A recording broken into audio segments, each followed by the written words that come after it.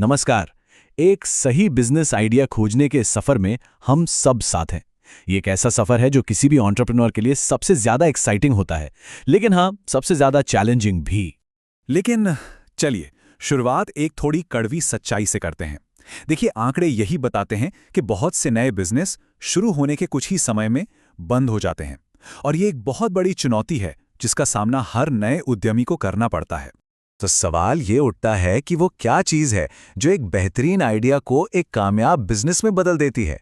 कैसे कुछ लोग सफलता की कहानी लिख पाते हैं जबकि बाकी सिर्फ एक स्टैटिस्टिक बनकर रह जाते हैं। चलिए, आज इसी राज को समझने की कोशिश करते हैं। हर बिजनेस, आप जानते हैं, एक सपने से शुरू होता है, एक जुनून, एक आइडिया। लेकिन उस आइडिया के जोश और बिजनेस की असलियत के बीच एक बहुत बड़ा फासला होता है। और इस फासले की सबसे बड़ी वजह क्या है? वो है मार्केट को ठीक से समझे बिना ही मैदान में कूद जाना। सच तो यह है कि ज्यादातर स्टार्टअप्स के फेल होने का नंबर एक कारण यही होता है। तो इस अनजान रास्ते पर हमारा गाइड कौन होगा? हमारा कंपास क्या है? जवाब है बिजनेस रिसर्च। जी हां, यही वो पावरफुल टूल है जो हमें सही दिशा दिखाता है। बिजनेस रिसर्च को अपने स्टार्टअप के लिए एक कंपास की तरह समझिए। मतलब अपना पैसा और अपनी मेहनत लगाने से पहले ही ये आपको बता देता है कि आपके कस्टमर कौन हैं, मार्केट में आपके प्रोडक्ट की डिमांड है भी या नहीं, और आपके कॉम्पिटिटर्स क्या कर रहे हैं। तो चलिए, अब इस कंपास का इस्तेमाल करके जवाबों की खोज शुरू करते हैं। और ये खोज शुरू होती है कुछ बहुत ही बेसिक लेकिन बेहद जरूरी सवाल पूछने से। सबसे पहला और सबसे जरूरी सवाल, हम अक्सर सोचते हैं कि हम एक प्रोडक्ट बेच रहे हैं, लेकिन असल में हम किसी की समस्या का समाधान बेच रहे होते हैं। तो वो असली प्रॉब्लम है क्या? इसको एक उदाहरण से समझते हैं। मान लीजिए आपका आइडिया है होटल में इस्तेमाल होने वाली चप्पलें बेचना। तो अब आपका फोकस सिर्फ चप्पलें बनाने पर नहीं होना चाहिए। आपको ये सोचना होगा कि होटल मालिकों की असली प्रॉब्लम क्या है। क्या उन्हें मौजूदा सप्लायर से कीमत को लेकर परेशानी है, या क्वालिटी अच्छी नहीं मिलती, या फिर डिलीवरी टाइम पर नहीं होती? जब आप प्रॉब्लम समझ जाते हैं तो अगला कदम है उस इंसान को पहचानना जिसे ये प्रॉब्लम है। मतलब आपका कस्टमर कौन है। और एक बात याद रखिए, हर कोई आपका कस्टमर नहीं हो सकता। आपको अपने कस्टमर्स को अलग अलग ग्रुप्स में बांटना होगा। जैसे, क्या वो बजट होटल हैं, 3 स्टार हैं, या फिर 5 स्टार लग्जरी रिजॉर्ट? क्या आप किसी खास शहर या इलाके के होटलों पे फोकस कर रहे हैं? ये क्लैरिटी आपके मार्केटिंग का टाइम और पैसा दोनों बचाएगी। अब आता है सबसे बड़ा सवाल, क्या मार्केट में आपके प्रोडक्ट या सॉल्यूशन की सच में कोई जरूरत है? क्या लोग इसके लिए पैसे खर्च करने को तैयार भी हैं? अच्छा, अब ये चार्ट देखिए, ये बहुत दिलचस्प है। ये दिखा रहा है कि डिमांड नापने के क्या तरीके हैं। आप ऑनलाइन रिसर्च कर सकते हैं, जिसका असर कम है। आप देख सकते हैं कि आपके कॉम्पिटिटर्स क्या बेच रहे हैं, इसका असर मीडियम है। लेकिन सबसे ज्यादा असरदार तरीका क्या है? सीधे अपने होने वाले कस्टमर से बात करना।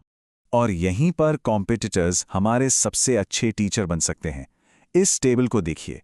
मान लीजिए आपका कॉम्पिटिटर सस्ती चप्पलें बेच रहा है, लेकिन होटलों को उनकी खराब पैकेजिंग से शिकायत है। बस यहीं पर आपको एक मौका मिल गया। आप बेहतर क्वालिटी, प्रीमियम पैकेजिंग और भरोसेमंद सर्विस ऑफर कर सकते हैं।